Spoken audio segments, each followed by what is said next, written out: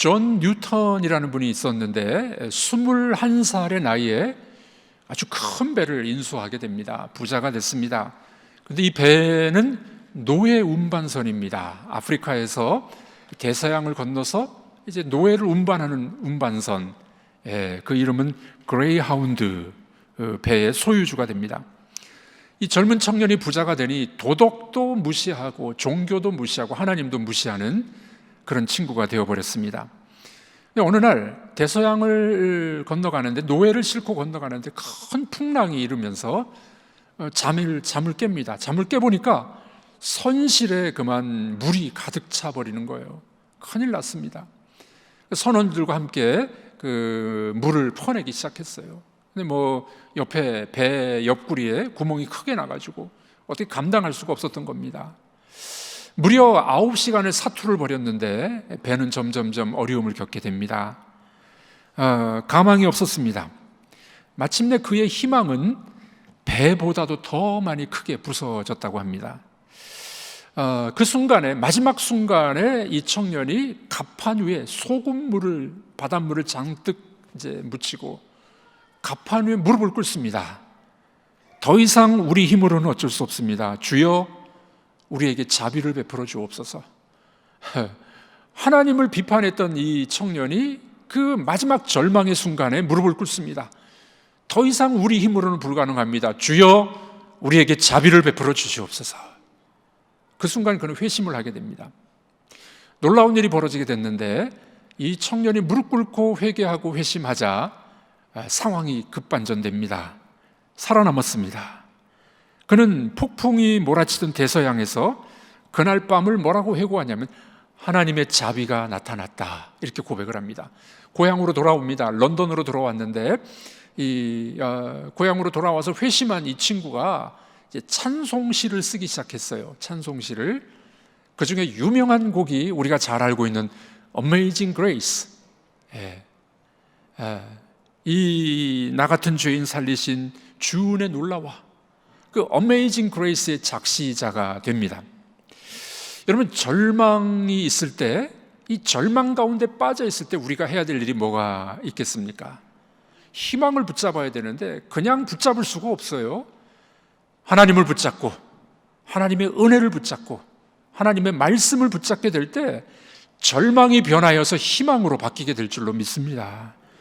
그러므로 절망과 희망은 종이 한 장 차이일 수도 있어요. 우리 마음을 바꾸는 겁니다. 생각을 바꾸는 겁니다. 우리 희망 되신 주 예수 그리스도를 붙잡는 것, 이것이 곧 살아나는 길이 될 수가 있습니다. 인생의 위기와 환난은 무작위로 찾아옵니다.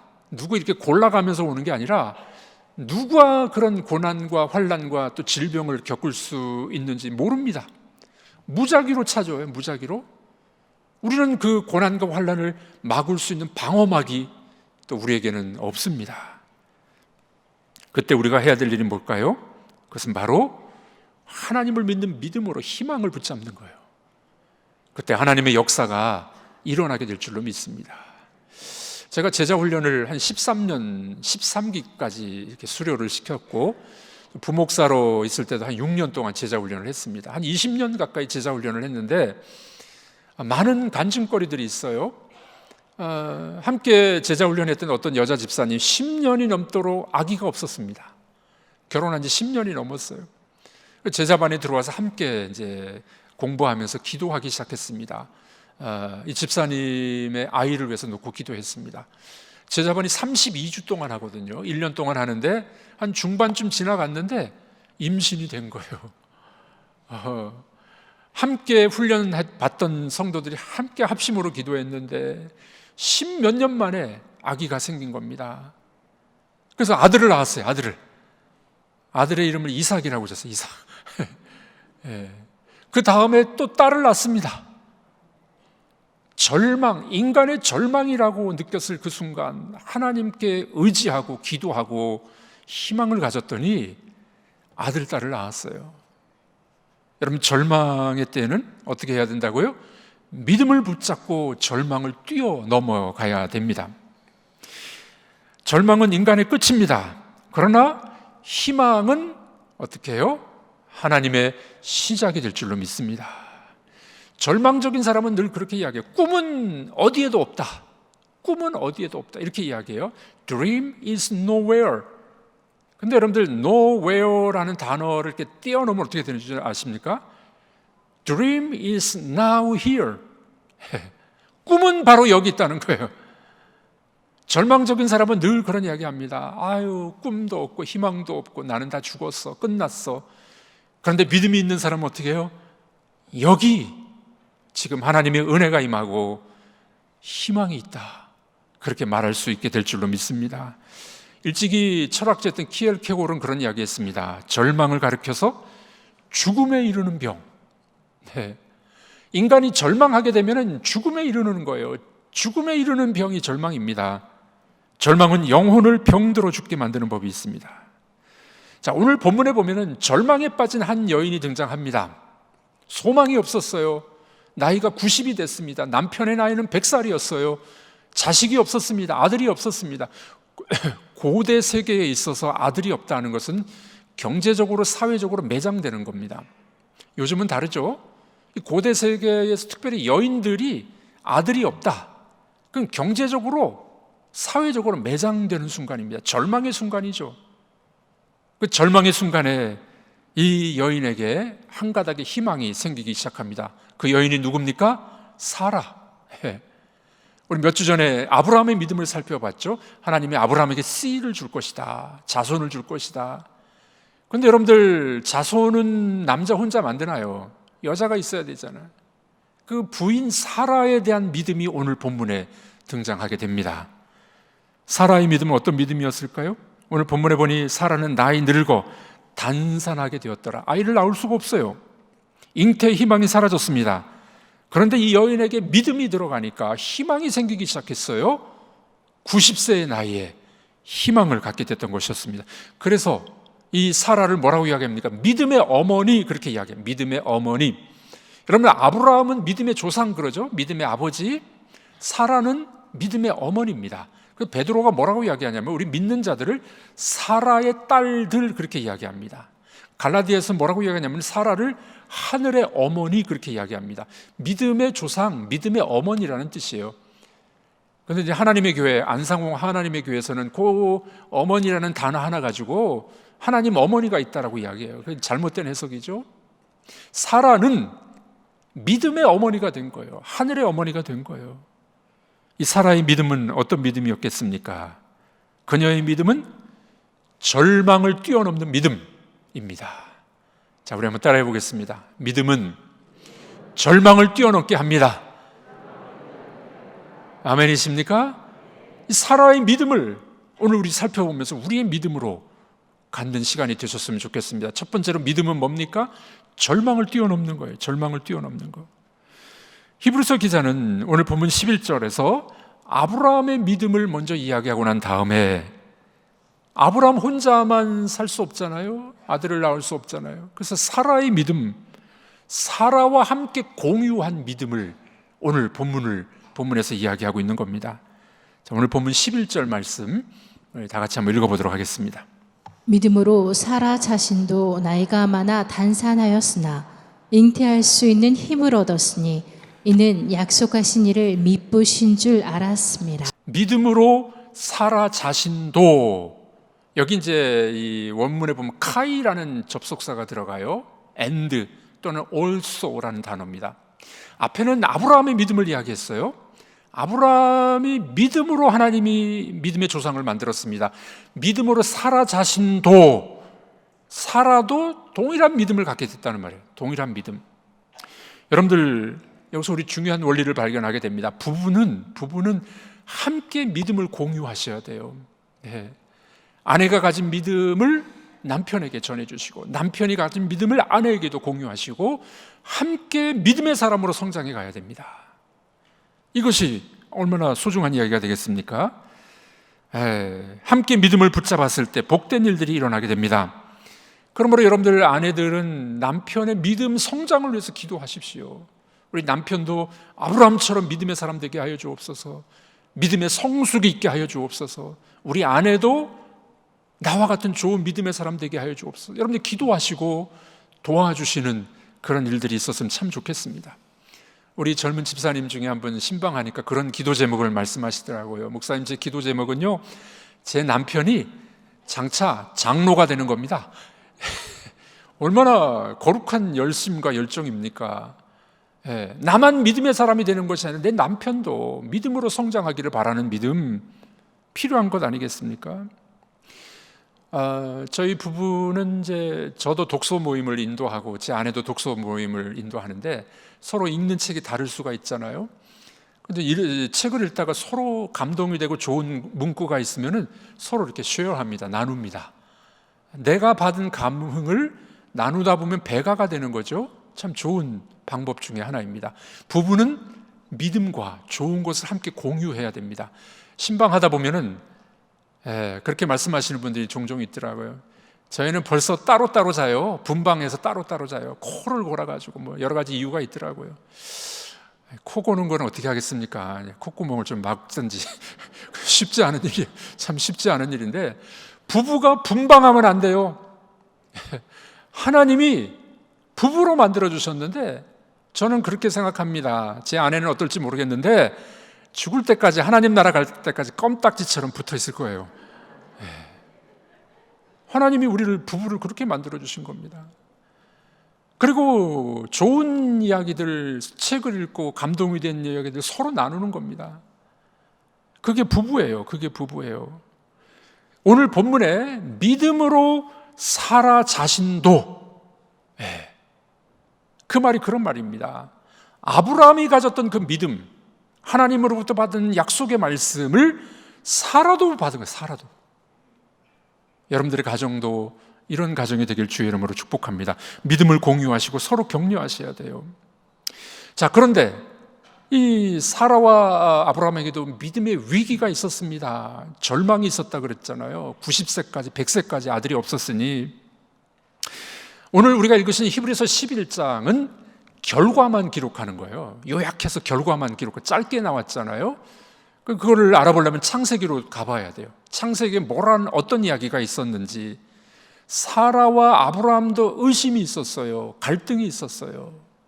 절망의 때는 그럴 수밖에 없겠죠. 창세기 17장 17절입니다. 우리 다 같이 한번 읽어보도록 하겠습니다. 아브라함이 엎드려 웃으며 마음속으로 이르되 100세 된 사람이 어찌 자식을 낳을까? 사라는 90세니 어찌 출산하리요 하고. 네, 아브라함이 엎드려서 뭐 했습니까? 웃었어요. 아이고, 하나님, 내가 100세고 내 아내는 90세인데 무슨 아들이에요. 웃었어요. 어처구니 없습니다. 자조적인 웃음이었습니다. 사라는 어떻게 반응할까요? 읽어볼까요? 창세기 18장 12절입니다. 사라가 속으로 웃고 이르되 내가 노쇠하였고 내 주인도 늙었으니 내게 무슨 즐거움이 있으리요. 사라도 어떻게 해요? 웃었어요. 이거 내가 90세인데, 우리 90세 할머니 어디 계십니까? 내가 90세인데 무슨 아들을 낳아요, 하나님? 하고 피식하고 웃어버렸어요. 아브라함도 웃었습니다. 사라도 웃었습니다. 하나님과 이 두 부부 사이에 웃음 논쟁이 시작됩니다. 하나님이 뭐라고 말씀하시나요? 18장 13절에서 15절입니다. 읽어보겠습니다. 여호와께서 아브라함에게 이르시되 사라가 왜 웃으며 이르기를 내가 늙었거늘 어떻게 아들을 낳으리요 하느냐. 사라가 두려워서 부인하여 이르되 내가 웃지 아니하였나이다. 이르시되 아니라 내가 웃었느니라. 하나님 다 알고 계셨어요. 너 웃었지? 안 웃었어요. 웃었어 너. 기가 막힌 일이죠. 90세에 무슨 여자가 아들을 낳습니까? 비웃었어요. 웃었어요. 하나님이 어떻게 해요? 너 웃었지? 그 다음에 이삭을 낳게 하십니다. 이삭의 이름의 뜻이 뭔지 아십니까? 웃음이에요. 이차크. 너 웃었지? 안 웃었어요. 너 웃을 거야. 네 아들의 이름은 이삭이야. 웃음이야. 여러분, 절망을 뛰어넘고 믿음으로 달려가는 사람들에게는 절망을 넘어서서 하나님께서 웃음을 주시게 될 줄로 믿습니다. 처음에는 비웃어요. 하나님, 아유 무슨 제가. 그러다가 하나님께서는 유쾌한 웃음을 웃을 수 있도록 우리에게 은혜를 베풀어 주실 줄로 믿습니다. 사랑하는 성도는 그렇습니다. 우리 하나님은 우리를 웃기시는 분이에요. 하나님은 유머러스 하신 분입니다. 너 웃었지? 에이, 웃었어. 네 아들 이름은 웃음이야. 절망을 뛰어넘으면 하나님은 우리를 웃도록 만들어주시는 분인 줄로 믿습니다. 사라는 마침내 믿었습니다. 그런데 그 믿음이 있기 전까지는 회의와 의심이 있었어요. 성경은 우리들의 의심을 나무라지 않습니다. 여러분, 우리가 신앙생활 하다 보면 의심이 오잖아요. 하나님 살아계신가? 내 믿음이 이게 올바른 건가? 내가 잘 믿는 건가? 이 말씀을 내가 어떻게 믿어? 의심이 있을 수 있어요. 근데 성경은 우리의 의심을 나무라지 않습니다. 무관심은 문제예요. 무관심은 불신앙입니다. 그러나 의심이 있다는 말은 여러분들에게 믿음이 있다는 말이에요. 약하지만.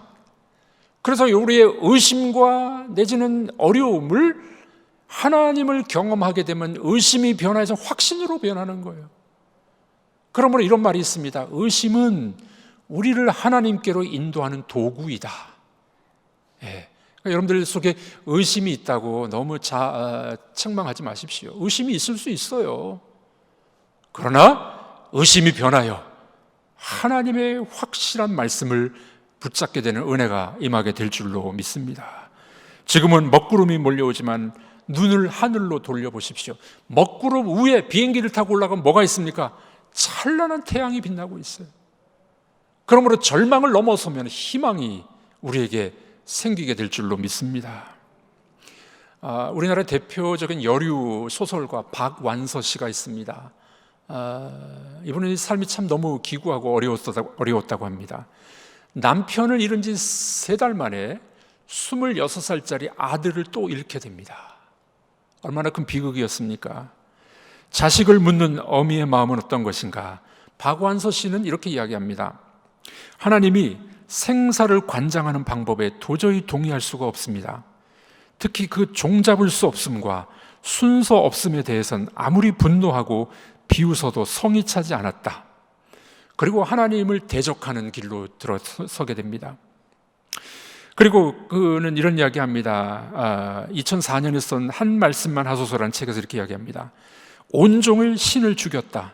죽이고 또 죽이고 100번 고쳐 죽여도 죽일 여지가 남아있는 신, 증오의 마지막 극치인 살의, 내 살의를 위해서도 당신은 있어야 돼. 남편을 여의고 3달 만에 26살짜리 아들까지 죽었는데 얼마나 하나님을 원망했겠습니까? 그런데 드디어 그의 마음의 문이 열립니다. 마음의 문이 열리고 신앙으로 접어듭니다. 이런 이야기를 했어요. 막막하다고요? 아들을 먼저 보낸 애미도 꾸역꾸역 목구멍에 밤 넘기니 사라집디다. 힘내세요. 최고의 절망 속에 하나님을 원망하다가 하나님을 만나게 됩니다. 그리고 뭐라고 이야기합니까? 희망을 발견하는 거예요. 하나님 앞에 마음의 문을 열고 하나님 앞에 나오게 됩니다. 여러분, 소망이라는 건 이런 것입니다. 소망이 없는 사람은 절망 가운데 죽어가는 거예요. 그러나 우리 성도들에게는 절망을 넘어서 소망이 있음을 믿으시길 바랍니다. 동물에게는 소망이 없어요. 동물은 본능적으로 살아갑니다. 먹을 걸 주면 좋아하고 그저 하루하루 살아가요. 인간에게는 가장 중요한 소망, 하나님이 우리 마음속에 소망을 불어넣어 주신 것입니다. 그러므로 절망의 순간에 여러분들이 소망을 붙잡는 그런 여러분들이 되기를 주님의 이름으로 축복합니다. 환경 때문에, 능력 때문에 나는 할 수 없어, 좌절과 낙심이 여러분들 속에 있으십니까? 그 순간 소망을 붙잡는 여러분들이 되기를 주의 이름으로 축복합니다. 두 번째로 믿음이란 뭘까요? 이 사라의 믿음은 어떤 믿음이었을까요? 두 번째로 절망을 넘어서서 약속을 신뢰합니다. 약속을 신뢰해요. 절망 가운데 소망을 갖는데 이 소망은 어떻게 생기느냐? 약속의 말씀, 하나님의 말씀을 붙잡을 때 소망이 생기게 되는 겁니다. 놀라운 은혜가 나타나게 됩니다. 사라의 믿음의 여행길에 의심이 찾아왔을 때 이 회의와 의심을 넘어설 수 있는 길은 무엇이었을까요? 하나님의 약속의 말씀이에요. 하나님의 신실하심을 믿었기 때문에 그는 이길 수가 있었습니다. 11절 다시 읽어보도록 하겠습니다. 믿음으로 사라 자신도 나이가 많아 단산하였으나 잉태할 수 있는 힘을 얻었으니 이는 약속하신 이를 미쁘신 줄 알았습니다. 잉태할 수 있는 힘을 얻었으니 이는이 뭐예요? 왜냐하면 because 약속하신 이를 미쁘신 줄 알았음이니라. 여기 미쁘다라는 말은 신실하다는 말, 신실. 약속하신 하나님이 신실하신 분임을 믿었기 때문에 아들을 낳게 됐다는 거예요. 여러분들, 하나님은 신실하신 분이십니다. 약속하신 것을 반드시 이루시는 분이에요. 성실하신 분. 이 한자어에 신실, 성실 이 단어에 보면은 말씀 언변이 다 들어가 있습니다. 성실과 신실은 뭐예요? 말을 이루어가는 것, 말한 대로 살아가는 것. 그게 성실과 신실이에요. 하나님은 어떻게 해요? 말씀하시는 분이세요. 근데 그 말씀을 반드시 이루시는 분이에요. 그래서 하나님은 신실하시고 성실하신 분입니다. 여러분들, 얼마나 소중한 이야기입니까? 성경은 그래서 언약의 책, 약속의 책이라고 말씀하죠. 구약은 예수님 오시기 전의 약속, 신약은 예수님 오신 이후의 약속. 반드시 하신 말씀을 이루시는 분인 줄로 믿습니다. 예수님 친히 말씀하셨잖아요. 천지는 없어지겠으나 내 말은 없어지지 아니하리라. 그러므로 여러분들, 절망을 뛰어넘는 그 믿음은 어떤 믿음이라고요? 절망을 뛰어넘을 수 있는 믿음은 약속의 말씀을 믿는 거예요. 신실하신 하나님을 믿는 거예요. 이것이 여러분들의 믿음이 되기를 바랍니다. 제가 대학생 때, 대학교 1학년 때 저희 가정이 부도가 났어요. 네, 지금 아마 그 재산이 있었으면 엄청 컸을 겁니다. 빨간 딱지가 정말 다 들어오더라고요. 대학교 1학년, 2학년, 3학년 때까지 형님들을 도와서 철야 작업을 참 많이 했습니다. 저도 아르바이트 해가면서 망치질을 하고 등짐지고, 그 어려운 고비의 순간 때마다 제가 붙잡았던 말씀이 있습니다. 예레미야가 3장의 말씀인데 너무 귀한 말씀이죠. 우리 한번 읽어보도록 하겠습니다. 내 고초와 재난 곧 쑥과 담즙을 기억하소서. 내 마음이 그것을 기억하고 내가 낙심이 되오나 이것을 내가 내 마음에 담아두었더니 그것이 오히려 나의 소망이 되었사옴은 여호와의 인자와 긍휼이 무궁하심으로 우리가 진멸되지 아니함이니이다. 이것들이 아침마다 새로우니 주의 성실하심이 크도소이다. 네, 이 약속의 말씀을 매일 아침마다 저는 붙잡고 기도했습니다. 여호와의 자비와 긍휼이 무궁하심으로 우리가 진멸되지 아니함이니이다. 이것이 아침마다 새로우니 주의 성실하심이 크도소이다. 하나님은 신실하신 분입니다. 약속을 이루시는 분입니다. 그러므로 그 약속의 말씀을 붙잡을 때 절망을 뛰어넘을 수 있는 거예요. 여러분들 속에 이 아픔과 질병과 절망이 있으십니까? 약속의 말씀을 붙잡으십시오. 신학교 졸업식이었는데, 이제 신학교를 졸업하면 이제 목사가 되잖아요. 신학생 대표가 나와서 이제 답사를 합니다. 교수님들 걱정하지 마십시오. 저희들이 목회 여정에 이 하나님의 약속의 말씀을 붙잡고 저희가 목회를 잘 하겠습니다. 답사를 잘 했어요. 교수님이 나와서 설교를 하면서 그런 이야기를 하셨습니다. 제군들이 하나님의 말씀을 붙잡고 목회하는 건 참 중요한 일입니다. 그런데 제군들이 말씀을 붙잡는 것도 중요하지만 더 중요한 게 있습니다. 하나님의 말씀이 제군들을 붙잡도록 하십시오.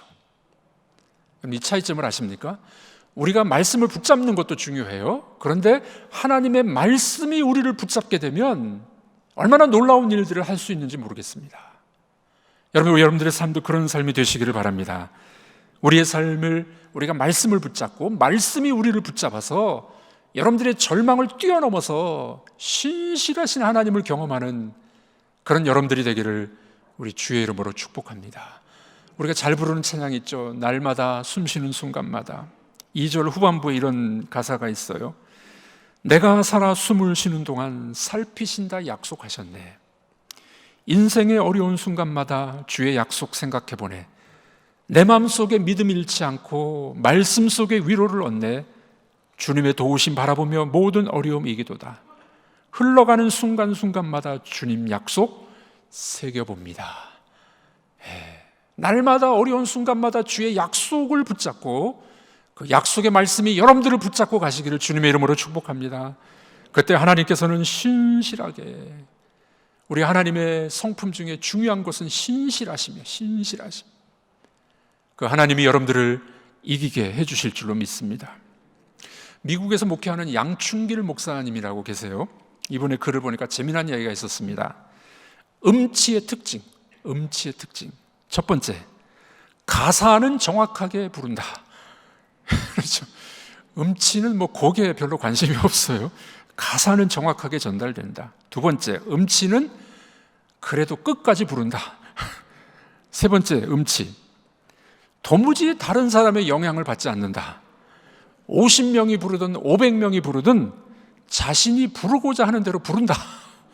그래서 일명 음치의 신실함. 여러분들, 음은 틀릴 수 있어요. 그런데 끝까지 부르는 거죠. 신실하게. 누가 뭐라 그래도 자기 길을 가는 거예요. 목회도 신앙도 마찬가지입니다. 우리의 길을 걸어갈 때 누가 뭐라 그래도 우리가 하나님을 붙잡고 약속의 말씀을 붙잡고 그 길을 신실하게 걸어가는 거예요. 비록 잘 노래를 못 부른다 할지라도, 비록 우리가 연약하다 할지라도, 그러나 신실하게 하나님을 붙잡고 하나님처럼 우리들도 신실한 하나님의 사람들 되기를 주님의 이름으로 축복합니다. 제 카카오톡의 닉네임은 한결같은 사람입니다. 기도 제목에 한결같은 사람 됐으면 좋겠다. 요즘에 제가 책을 읽으면서 그 뒤에 한 가지 더 붙였습니다. 한결같은 사람이 돼 갈수록 좋아지는 사람. 기도 제목이에요, 기도 제목. 그런 사람이라는 게 아니라 기도 제목입니다. 여러분들, 우리에게 하나님이 신실하시니 우리들도 한결같이 신실함을 가지고 갈수록 좋아지는 믿음의 사람 되시기를 축복합니다. 지나간 날 말씀이 나를 붙들었다면 오늘 우리의 환난과 고난도 말씀이 우리를 붙잡고 그 길을 걸어갈 수가 있게 되는 것입니다. 그러므로 오늘 환난에 절망하지 마십시오. 소망을 가지시고, 소망을 갖되 어떻게 해요? 신실하신 하나님의 약속의 말씀을 붙잡는 여러분들이 되기를 바랍니다. 하나님의 약속은 틀림없습니다. 그래서 믿음의 여인이었던 사라는 이 신실하신 하나님을 붙잡고 아들을 낳은 겁니다. 이것이 그녀의 믿음이라고 성경은 말씀하고 있습니다. 마지막 세 번째로, 사라의 믿음은 어떤 믿음이었을까요? 그 믿음은 절망을 넘어서서 기대 이상의 것을 바라보게 합니다. 무슨 말입니까? 절망일 때는 희망을 가지라 그랬잖아요. 믿음을 가지라고. 믿음을 갖는데 약속의 말씀을 붙잡고 믿음을 가져야 돼요. 그러면 어떻게 된다고요? 기대 이상의 것이 나타나요. 이삭을 낳았습니다. 이삭만 낳은 게 아니에요. 이삭을 통해서 한 민족이 태어나게 된 겁니다. 민족이. 기대 이상. 약속의 말씀을 붙드는 순간 그녀 안에는 새로운 생명이 잉태되기 시작했습니다. 오늘 본문 12절 읽어보도록 하겠습니다. 이러므로 죽은 자와 같은 한 사람으로 말미암아 하늘의 허다한 별과 또 해변의 무수한 모래와 같이 많은 후손이 생육하였느니라. 네, 사라가 믿음으로 절망을 극복하고 하나님을 믿었더니 어떻게 됐다고요? 하늘의 별과 같이, 바다의 모래와 같이 수많은 민족이 태어나게 된 것입니다. 이게 믿음의 원리예요. 믿음의 원리. 여러분들이 지금 어렵다고 절망하고 낙심하고 실망하지 마십시오. 하나님을 붙잡으시고 약속의 말씀을 굳건히 붙잡으시길 바랍니다. 여러분들의 기대보다도 넘치는 은총이 나타나게 될 줄로 믿습니다. 사라는 처음에 이삭을 낳는다는 말씀을 들었을 때 하나님을 비웃었어요. 자조적인 웃음을 웃었습니다.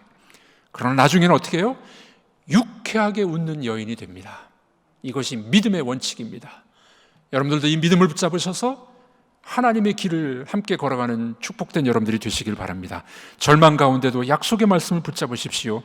신실하신 하나님을 붙잡으시길 바랍니다. 그래서 하나님이 여러분들을 통해서 기대 이상의 것들을 보여주실 줄로 믿습니다. 앤드류 모레이라는 목사님은 이런 이야기했습니다. 믿음은 모든 기대를 초월하는 것을 하나님께 기대한다. 무슨 말입니까? 믿음이란 우리의 기대를 초월하는 것을 누구에게 기대한다고요? 하나님께 기대한다. 여러분들도 믿음의 사람 되셔서 기대 이상의 것을 주시는 하나님을 경험하기를 주님의 이름으로 축복합니다.